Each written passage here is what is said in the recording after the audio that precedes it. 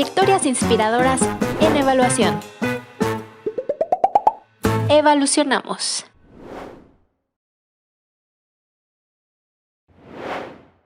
Muy buenos días, tardes, noches o cualquier espacio temporal en el que nos estén escuchando.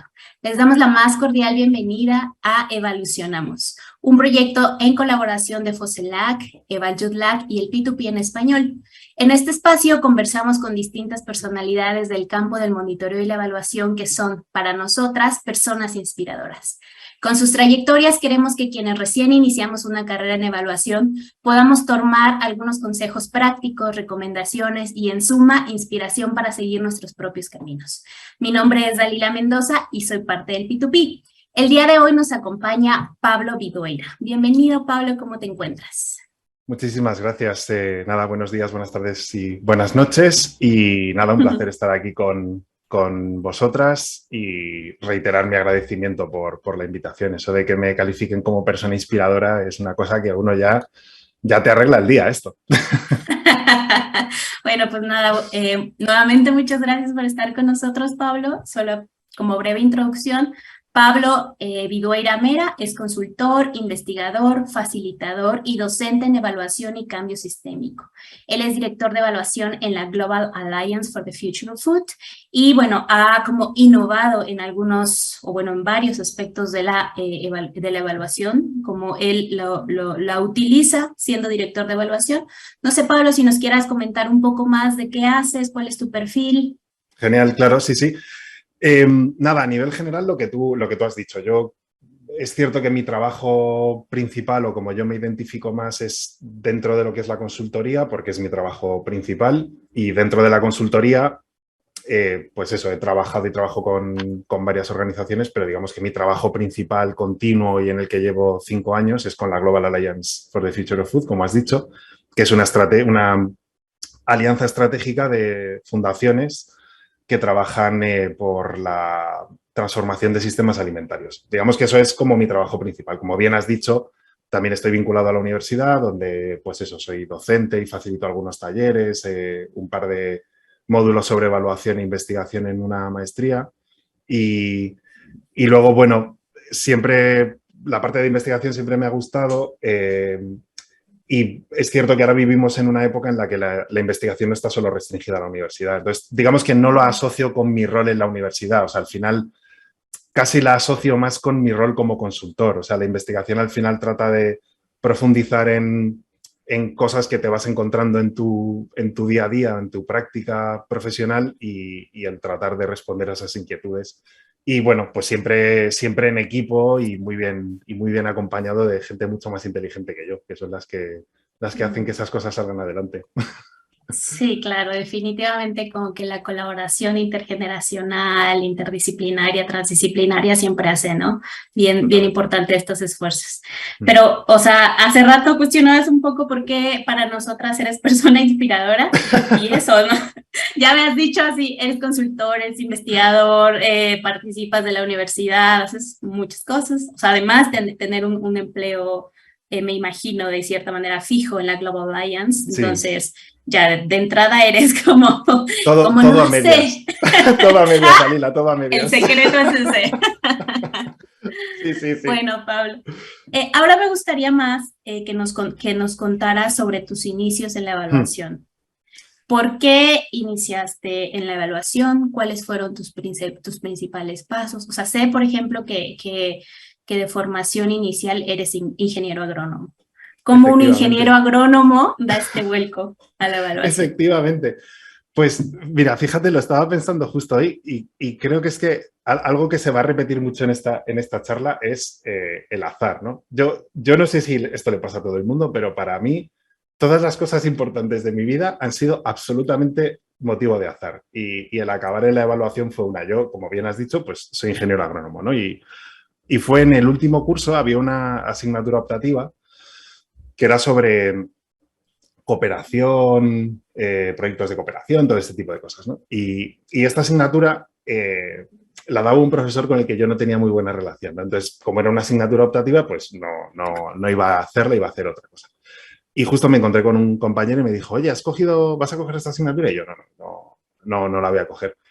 Y él justo la había hecho ese año y me dijo, oye, han cambiado el profesor y de verdad que es una asignatura que está súper bien, que merece la pena. Y dije, bueno, venga, pues te hago caso y la cojo.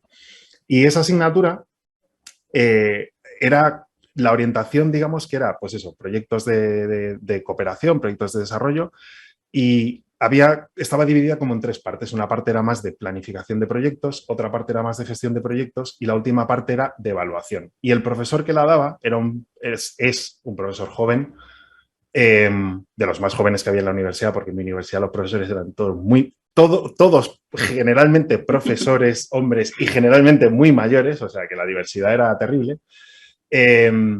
Y este profesor es el primero que había empezado a hacer como cosas de evaluación en la universidad y en el departamento, y justo había vuelto de estar con David Fetterman en Stanford un par de años, y justo acababa de volver y estaba un poco pues encontrando sus asignaturas e intentando un poco empezar con esto de evaluación, ¿no? Y a mí la verdad es que me rompió mucho la cabeza porque viniendo de una formación como muy técnica, de ingeniería, de repente empezar a hablar de, pues yo qué sé, de esto que estamos haciendo ¿está bien o no? Es que eso nunca nos lo habíamos planteado. O sea, lo que hace un ingeniero está bien por definición. Entonces, de repente decir, que a lo mejor esto está bien o está mal, y que a lo mejor está bien o está mal desde un punto de vista técnico, que ese ya lo habíamos visto mil veces, pero hay otros puntos de vista. Hay un punto de vista social, hay un punto de vista ambiental, hay un punto de vista económico. O sea, esas cosas que hoy en día, gracias al avance de la educación y de muchas cosas, las tenemos muy superadas. Cuando yo estaba estudiando, a mí es que te prometo que me rompía la cabeza. Era como, es que esto nunca lo he visto. Y esa asignatura me encantó, o sea, me encantó. Luego, este departamento empezó un máster que estaba como muy conectado a esto, pero ya expandido. Entonces me apunté al máster. ¿Máster en qué es? Pues el máster era lo mismo. El nombre es larguísimo, a ver si me acuerdo. Era Máster Universitario en Planificación de Proyectos de Desarrollo Rural y Gestión Sostenible. De acuerdo. O sea, muérete. Y lo mismo, ¿no? Estaban de nuevo presentes esas tres patas, la parte de la planificación, de la dirección de proyectos y de la evaluación. Y luego había algunos módulos más sobre temas más de gestión ambiental y todo eso. Y de nuevo, la parte de evaluación que me encantaba. Entonces, además hice como muy buena relación con este profesor, con José María Díaz, que todavía es profesor y llevamos trabajando juntos 15 años, desde entonces. Y ahí seguí profundizando. Él, por ejemplo, pues no sé, me daba, por ejemplo, cosas para leer porque sí que veía que me gustaba, ¿no? Y luego ya, pues naturalmente, después del máster, esto estamos hablando del año 2008, una crisis bastante importante en todo el mundo, con no muchas oportunidades de empleo, y de repente me surgió la oportunidad de meterme en el departamento a hacer el doctorado. Perdona que todas las respuestas están siendo larguísimas, pero no sé, o sea, a mí es que hablar de estas cosas, pues me encanta, ¿no? Y entonces ahí, en ese momento, cuando empecé con la tesis doctoral, tampoco, o sea, yo sabía que esta evaluación me gustaba, pero yo no tenía ni idea. O sea, es que al final había estudiado un trocito de una asignatura y un trocito de un máster, o sea, no sabía nada. Y entonces empecé ahí un poco con una propuesta que estaba vinculada a un proyecto, estuve trabajando 2 años en eso, no le veía el sentido por ningún lado.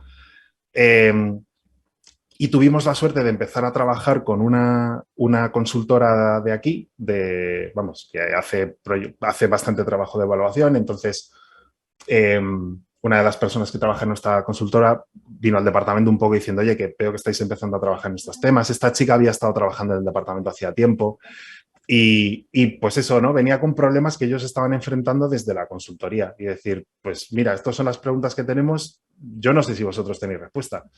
Y ahí, pues de nuevo, el azar me trajo una tesis doctoral prácticamente, porque esas preguntas fueron el inicio de un montón de investigaciones sobre cómo se hacía la evaluación de impacto, de aprender sobre metodologías de evaluación de impacto, de descubrir todo lo que tiene que ver con el enfoque de sistemas, que es a lo que me dedico más hoy en día, ¿no? Entonces, bueno, una respuesta muy larga para una pregunta muy corta, pero bueno. No, o sea, justamente ese es el punto de este proyecto que estamos impulsando, de inspirarnos en carreras de evaluación y darnos cuenta que algo que tú le llamas azar, en realidad es reafirmar que ninguna carrera es lineal, ¿no? Y a veces quienes estamos empezando, ¿no? Como que morimos por ya encontrar nuestro camino, por qué hacer, ¿no? Y escucharte y saber que podemos desarrollar nuestra carrera apostando a distintos espacios, incluso arriesgándonos, incluso fallándonos, ¿no? No sé qué opinas de esta manera de aprender. Yo soy un fan del fracaso, me parece que es vamos, es que es la mayor fuente de aprendizaje y oportunidades que hay en la vida. Obviamente luego estamos hablando de niveles de fracaso, ¿no? Pero yo, por ejemplo, cuando defendí la tesis doctoral, en el tribunal me lo decían, pero bueno, esto es, o sea, tu tesis está elaborada sobre tratar de entender un montón de fracasos. Porque era sobre entender qué cosas no estaban funcionando de la evaluación de impacto en las evaluaciones que se hacían en Europa, en un tipo de programas muy concretos, ¿no? Y básicamente era intentar entender por qué fracasaba vez tras vez. Y también, por ejemplo, para mí uno de los grandes momentos fue ese primer fracaso en la tesis doctoral, el llevar 2 años trabajando en algo y decir, es que por aquí no voy a ningún sitio, ¿no? Y sí, y os digo, o sea, y una cosa que la pienso, o sea, que esto no es lo típico de, bueno, como estamos en este espacio toca decirlo, lo digo muy convencido. Yo con la gente con la que voy teniendo contacto que es más joven, estáis muchísimo más preparados, muchísimo más. O sea, yo cuando empecé de verdad que no tenía ni idea de nada. O sea, porque tampoco, o sea, pues eso, es que tampoco había tantos. Aquí en España había un máster que daba la Complutense y muy poquito más. Y no era tan fácil, pues yo qué sé, ahora hay más, o sea, hay oportunidades de todo tipo. O sea, Michael ahora se ha convertido en youtuber a tiempo completo y tiene una cantidad de vídeos que va colgando cada semana, que eso es una fuente de sabiduría inagotable.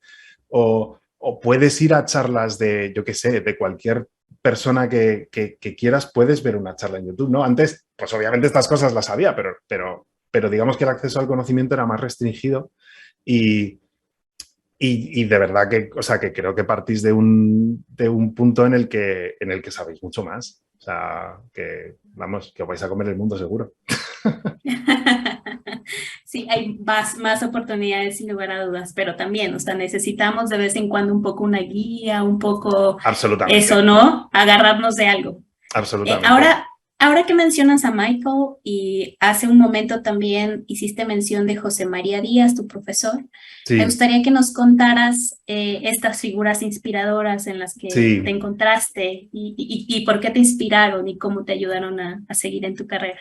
Pues José María, que bueno, el diminutivo aquí en España a los José María se les llama Chema. Se me hace raro llamarle José María, le llevo llamando Chema 15 años.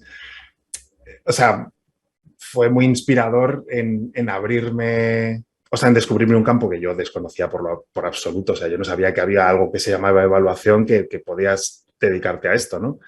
Y luego él siempre me ha dado, o sea, como él fue mi director de tesis y siempre me dio una libertad absoluta, ¿no? Para fallar también, como tú bien decías antes, para decir, bueno, empieza por aquí, si te das un golpe, pues ya volverás y ya irás por otro sitio, ¿no?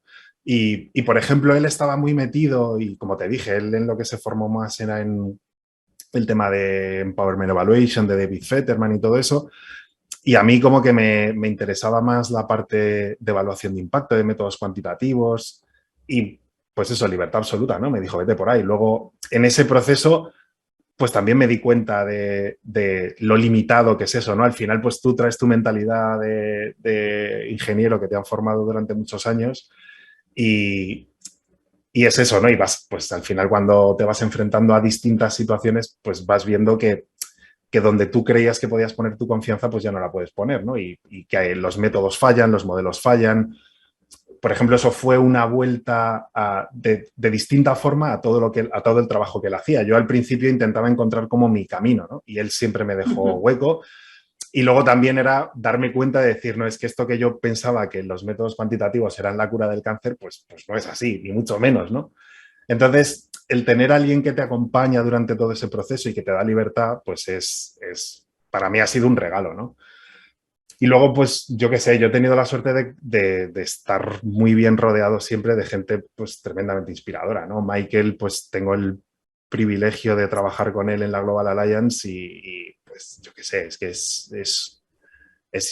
no sé, es indescriptible, ¿no? Alguien que está a ese nivel, que tiene esa capacidad y que lo único que trata es de ayudarte todo el rato, ¿no? De intentar no sé, como apoyarte, ayudarte, o sea, que nunca se pone por encima, y más bien es todo lo contrario, ¿no? Pues eso, por ejemplo, es muy inspirador ya no solo en tu carrera como evaluador, sino en tu estar en el mundo, ¿no? O sea, al final, pues, yo qué sé, pues, ¿cómo voy a actuar yo con la gente que trabaja conmigo en la universidad si conmigo se están portando así? Pues Claro. intentas transmitir todo el bien que se te hace, ¿no? Al final, y eso es brutal. Y no sé, mucha gente, Bob Williams, por ejemplo, también pues fue de las primeras personas. Yo me acuerdo la primera vez que fui al congreso de la mal llamada Asociación Americana de Evaluación, que con eso tengo un pequeño problema, la Sociedad Estadounidense de Evaluación. eh, y no sé, yo llegar allí, pues vienes de otro contexto, no hablas el idioma. Yo estaba intentando entrar en esto de sistemas, no entendía absolutamente nada. Y recuerdo, pues eso, salir de una charla suya y acercarme ahí un poco a decir, bueno, a ver si me hace caso. Y desde el primer día, ¿sabes? No sabiendo ni quién soy ni nada, decir, vale, sí, venga, vente, que voy a ir a comer, vente conmigo si quieres, me cuentas un poco qué estás haciendo. Y a Ay, mí eso es que increíble. me parecía impresionante, decir, que esto se puede hacer, pero por Dios, esto es una maravilla. O yo qué sé, ¿sabes? Pues justo ahora estaba en una llamada con Emily Gates, hablando de gente inspiradora. Ella es una profesora de Boston. La conocí en mi primer congreso, presentamos juntos y, y desde entonces, no sé, pues como que hemos entablado un montón de amistad. Cada vez que nos vemos en un congreso, pues nos podemos tirar una tarde entera hablando de tonterías de estas, o sea, pues, no sé, haciendo el friki, que es lo que nos gusta, ¿no? Ajá. Muchas de las investigaciones que he hecho últimamente, por ejemplo, han sido siempre con ella. Pues eso, como pensando un poco los dos, en qué cosas echamos de menos. Y no sé, y por no quedarme solo en gente del otro lado del charco, pues, o gente del mundo más anglosajón, Pablo, por ejemplo, Rodríguez Vilella también, pues eso, he tenido pocos intercambios con él, pero también desde el principio, ¿no? O sea, siempre he sentido que el campo de evaluación, la verdad es que en general, o también igual yo he tenido mucha suerte, que también puede ser, pero que en general es un campo como muy abierto, ¿no? Como que no hay tanto esta competencia de no, yo no te voy a contar qué estoy haciendo porque me lo puedes pisar, porque no sé qué. Pablo, por ejemplo, pues desde el primer día, mira, pues hay un chico nuevo aquí que habla también español, pues vamos a ver qué hace, ¿no? Y, joder, es muy guay, ¿no? O Sara Vaca, que no sé si la conocéis, pero pues a Sara también la conocí en el primer congreso y nos hicimos súper amigos desde entonces. Y no sé, o sea, para mí es también como muy inspirador o estos espacios, o sea, yo creo que estos espacios son súper inspiradores, o sea, el tener la oportunidad de compartir, de reflexionar juntas, pues eso, de este intercambio incluso, o sea, para mí es tremendamente inspirador, o sea, el oír qué otras cosas están haciendo, el ver los esfuerzos que estáis haciendo de poner en marcha tantas iniciativas pensadas para las personas que están empezando en esto, o sea, pues eso también es, no sé, hay muchas fuentes de inspiración, por suerte. Me parece súper bella tu historia porque reafirmas esta necesidad de la colaboración, ¿no? Y de la inspiración mutua. Al inicio igual como que decías, pero ¿por qué soy persona inspiradora? Hay muchas razones para ser persona inspiradora, pero eso también, el asumirte, como nos comentabas, ¿no? Si a mí me han tratado muy bien, si mi lugar de estar en el mundo, mi forma de estar en el mundo ha sido de estas maneras súper abiertas, entonces pues hagámoslo, ¿no? Entonces eso me parece también súper, súper relevante. Ahora, me gustaría pasar a la parte en la que, bueno, leyendo un poco sobre ti, eres leyendo y estas otras personas que nos refieren sobre tu experiencia, nos dicen que eres el primer evaluador Blue Marble del mundo, ¿eh? Cuéntanos más de esto. Eso es, ¿Qué es ser el primer evaluador Blue Marble y qué es el enfoque Blue Marble? eso es culpa de Michael también. Cuando te digo que aprovecha cualquier oportunidad del mundo como para ayudarte y poner el foco sobre ti, ¿no? O sea, que al final, pues cuando estás trabajando con alguien como él, obviamente es como, o sea, bueno, ni siquiera es como Batman y Robin, ¿no? Tú eres como un actor secundario que pasa por detrás en la escena y él al contrario, ¿no? Trata un poco de siempre poner el énfasis sobre ti y sí, o sea, esto...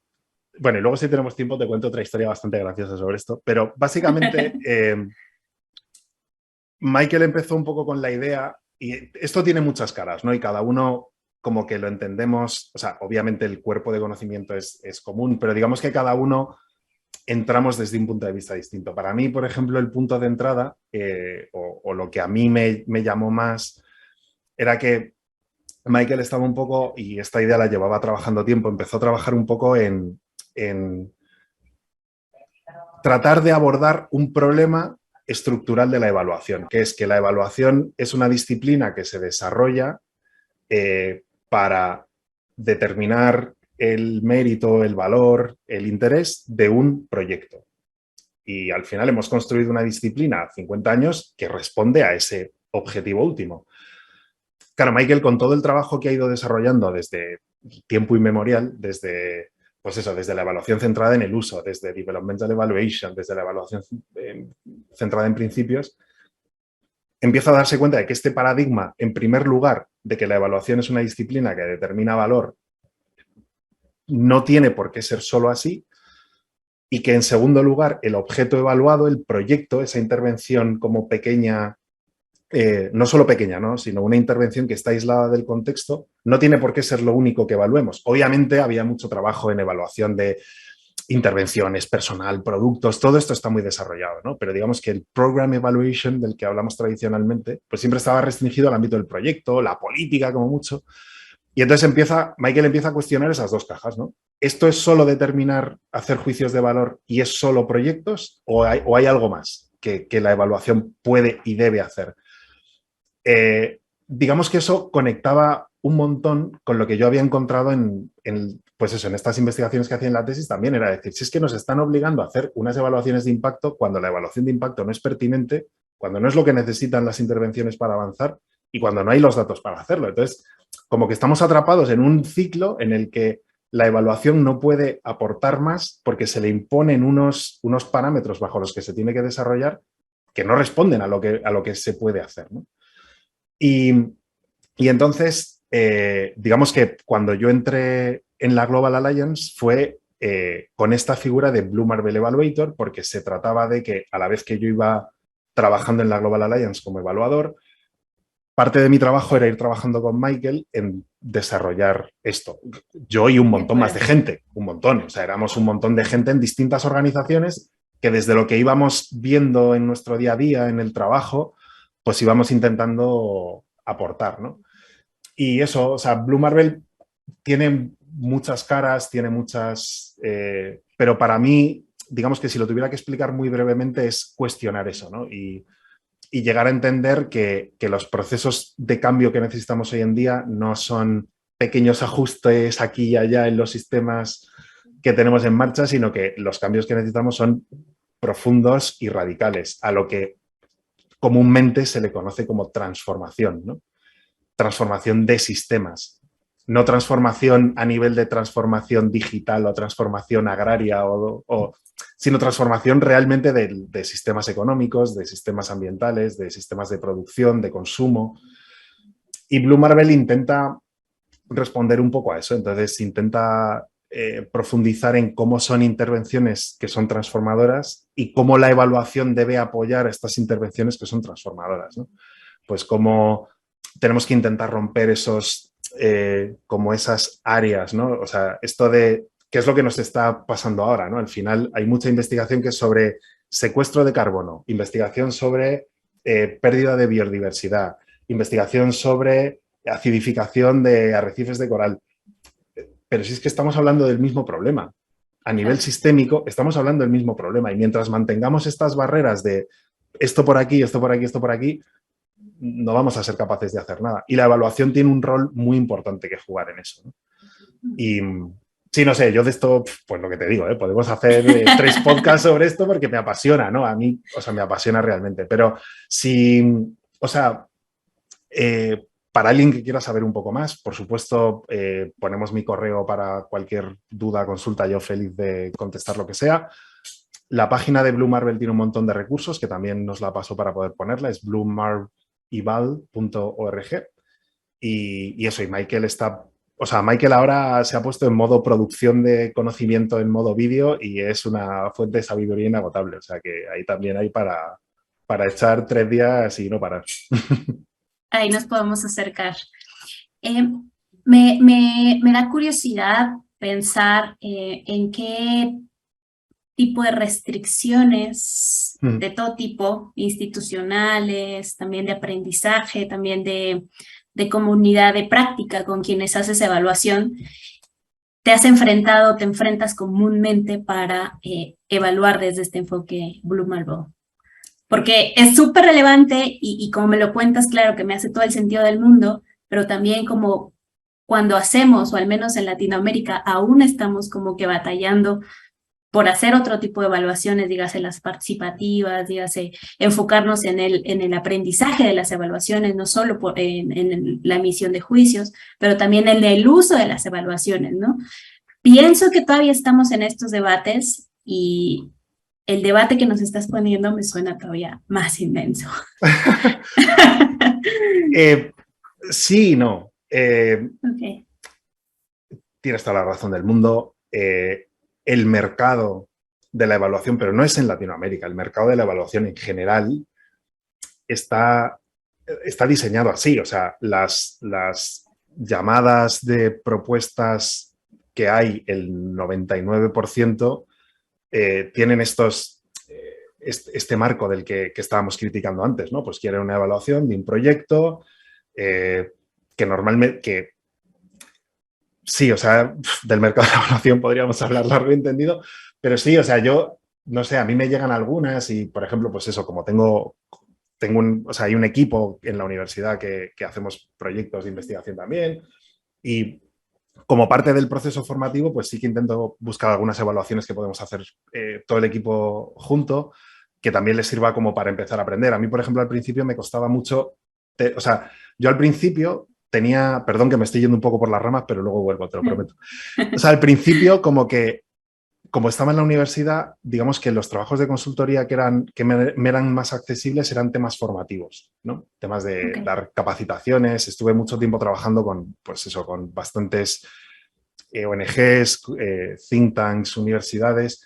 Pero, por ejemplo, me era difícil acceder al mercado profesional de la evaluación porque tampoco tenía mucha experiencia previa, es que no sabía ni hacer una propuesta. O sea, pues lo que hablábamos, ¿no? Al final lo que te salva es el equipo y ir conociendo gente. Yo soy parte, pero bueno, que me involucré mucho en una asociación de profesionales de evaluación aquí en España y Portugal, Apruebal. Y ahí, por ejemplo, conocí gente y lo que te digo, ¿no? Siempre, no sé, creo que somos una comunidad que en general solemos tener los brazos abiertos, ¿no? Y yo ahí sí que, una cosa que le diría a todo el mundo y se lo digo a todo el mundo es, o sea, no sé, llama, pregunta, escribe, manda un correo, acércate a alguien. O sea, en el 99% de los casos vas a tener las puertas abiertas. Y en el 99%. Y aquí, por ejemplo, pues eso, empecé con una compañera que me dijo, venga, pues justo yo quería presentar esto, como encaja en tu área de expertise, lo hacemos juntos y así vas aprendiendo. Que dices, guay, esto es un privilegio, ¿no? Entonces, esto no sé de dónde venía, ahora he perdido el hilo, pero lo voy a recuperar. Sí, o sea, era un poco para conversar los frenos que encuentras. Entonces, claro, todo esto era para decirte que yo sigo buscando pues ese tipo de propuestas para hacer esto mismo que hicieron conmigo, pues con la gente con la que trabajo, ¿no? Y Y sí, y al final es que encuentras que es lo mismo, ¿no? Que es lo mismo que hacen, que llevan pidiendo 50 años, que es evalúame este proyecto, estos son los indicadores. Si empiezas a echar cuentas de entre viajes, trabajo y tal, dices, pero si es que yo no sé si esto me sale a cuenta hacerlo o es mejor Sí. estar quieto en casa y no salir, ¿no? Entonces, esos límites están y están no en Latinoamérica, están en todos sitios y mi esperanza es que a medida que nosotros y nosotras como profesionales vamos entendiendo que hay un mundo más allá, vamos a ir siendo capaces de trabajar en las dos velocidades, ¿no? De decir, vale, la puerta de entrada es esta, te lo puedo comprar, pero una vez que esté dentro, te voy a empezar a mostrar todo lo que podemos hacer, que es mucho más de lo que tú pensabas que yo, o sea, entiendes el juego, ¿no? O sea, que tú me contratas a mí para hacer X. Si X me encaja, pues yo puedo intentar ir. Y una vez que ya estemos sentados juntos y empecemos a discutir qué es lo que vamos a hacer, ahí puedo empezar a mostrarte un montón de cosas más que podemos hacer, ¿no? Y en general la gente tampoco es muy dogmática, ¿no? Es cierto que la evaluación tiene el problema de que hay muchas veces que es una tarea que es un requisito y se toma como tal, es decir, vale, me han financiado este proyecto y tengo que evaluarlo. Pero cada vez va habiendo más gente que entiende que eso aporta una oportunidad. Y tú lo has dicho súper bien, aprendizaje y uso. Si empezamos a intentar asociar la palabra evaluación más con aprendizaje y uso que con rendición de cuentas, que también es muy importante. O sea, que no estoy diciendo que la rendición de cuentas y la transparencia no lo sean, por favor, pero no es solo eso, ¿sabes? Y hay momentos en los que podemos necesitar más una cosa y momentos donde podemos necesitar más otra.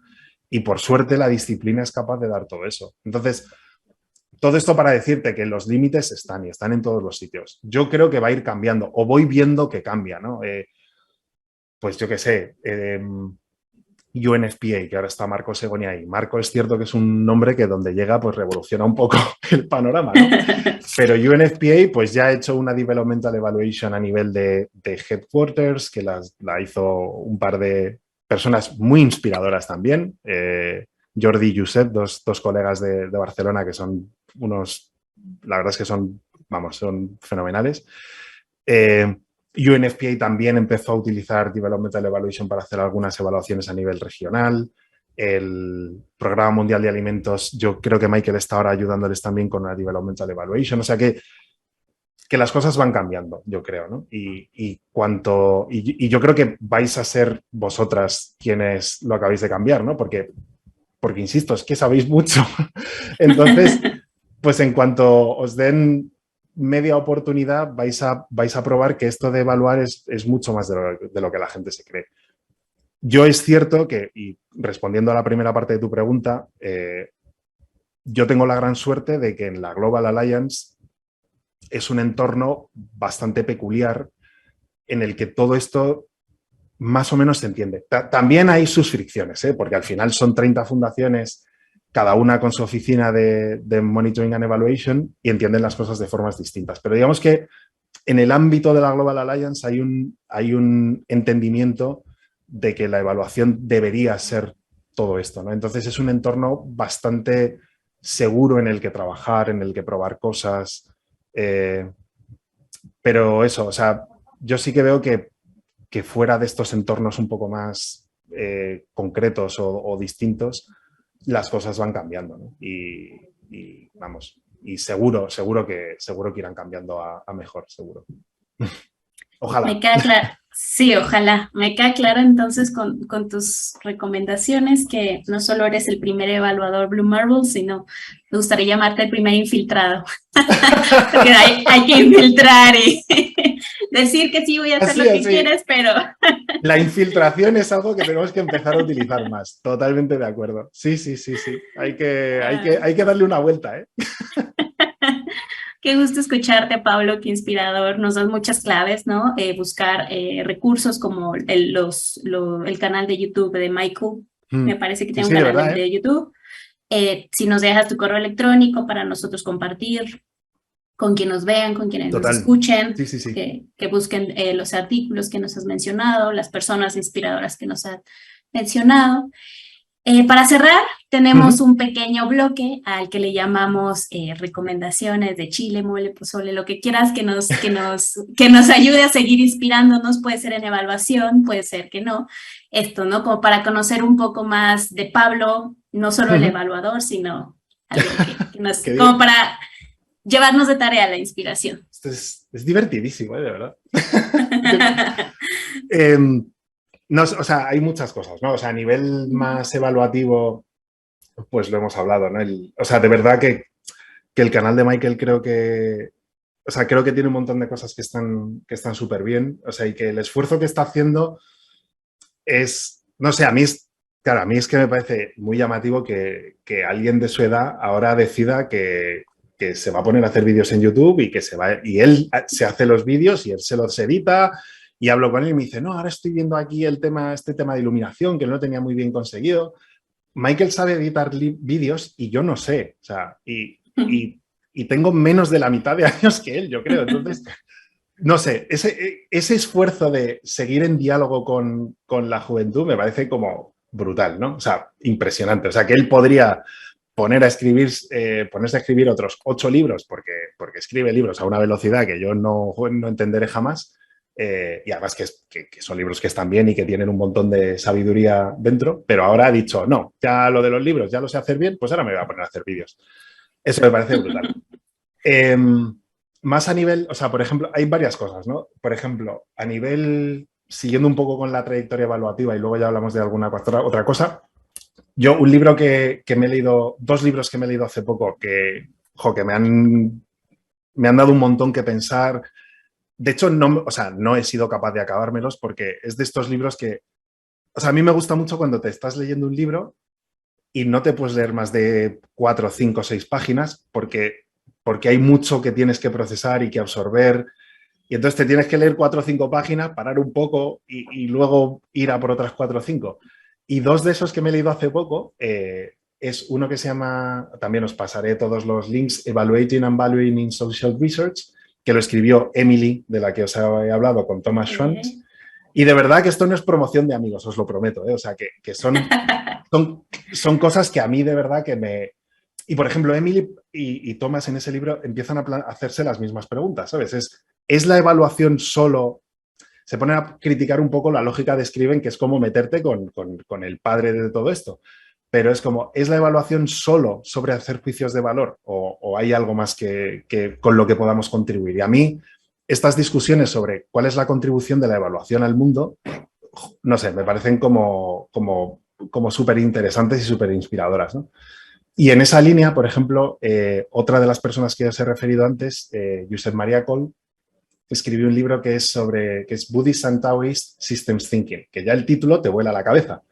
Sí. Eh, y de verdad que es como, o sea, esto es como más de pensamiento sistémico y más como dirigido como a cambio sostenible y todo eso, pero tiene un montón de cosas que son como súper importantes para la evaluación, ¿no? Y lo mismo, pues es, no sé, si te metes, o sea, los temas de sistemas a mí siempre he intentado como todo lo que yo hago de investigación trata de intentar traducir todo esto de sistemas y complejidad en cosas que los seres humanos normales podemos utilizar, porque todo esto tiene unas cargas filosóficas y unas cargas de conocimiento detrás que son un poco inmanejables a veces.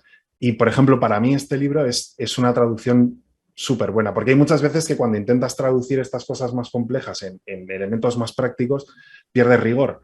Pero la manera en la que lo hace Josep Maria aquí me parece que es como brutal.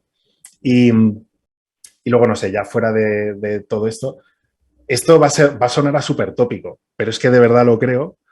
Yo intento leerme, no, o sea, cada cierto tiempo, es cierto que me lo habré leído 4 veces en mi vida, pero me intento leer El Principito de vez en cuando, porque me parece como un recordatorio brutal para decir, no solo tu perspectiva importa. O sea, hay un montón de maneras de entender esto y creo que para nuestra profesión es un recordatorio bastante útil, ¿no? Es decir, oye, que tú tienes derecho a ver las cosas de tu forma y está muy bien, pero no es la única. Y, y no sé, y luego a nivel de, o sea, a mí me gusta un montón la música y, y no sé, hay un estilo de música que obviamente es de gente ya un poco mayor, pero que es como el skate punk o el punk rock de California de los 80-90, y encuentro un montón de inspiración en esa música, ¿no? O sea, son letras que hablan como de búsqueda, de cosas que a nivel de sociedad pues no estamos manejando bien muchas veces, ¿no? De gente que siente que no encaja, de luchas por tener una sociedad que sea más justa. Y aunque puede parecer un estilo de música un poco macarra y que no tiene gran profundidad, de verdad que no sé, o sea, para mí las letras de todas estas canciones son como muy, muy inspiradoras. De hecho, llevo mucho tiempo intentando hacer una playlist sobre esto, pero bueno, algún día lo conseguiré y seréis los primeros en tenerla, seguro. Sí, cuando la tengas en Spotify, por favor, seguro, no las seguro. compartes. Es que interesante, Pablo. Otra vez, muchas gracias. Otra vez y siempre muchas gracias por estar aquí con siempre. nosotras. Sí. Sin lugar a dudas nos quedamos como con mucha inspiración, nos quedamos con mucho aprendizaje, con muchas cosas que ir a buscar. Hay que releer El Principito, también me parece muy bella esta recomendación, porque apela no solo a la complejidad de la que nos hablaba, sino también a la simplicidad de las cosas, ¿no? Así es, efectivamente. Entonces, pues muchas gracias, Pablo. Esperamos poder contar contigo nuevamente. Siempre que queráis. Y mil gracias a vosotras. Y nada, ahora te paso, si quieres, nos quedamos un segundín, te paso correo y de todo. Y a vuestra disposición para todo. Y ánimo que os vais a comer el mundo. Eso está. O lo que dejemos de él. Pero bueno, de eso no vamos a hablar. Acabemos con alegría, por favor. Sí, por favor. Muchas gracias, bueno, Pablo. gracias. Que estés muy bien. Gracias. Hasta luego, nos vemos. Chao. Trayectorias inspiradoras en evaluación. Evalucionamos.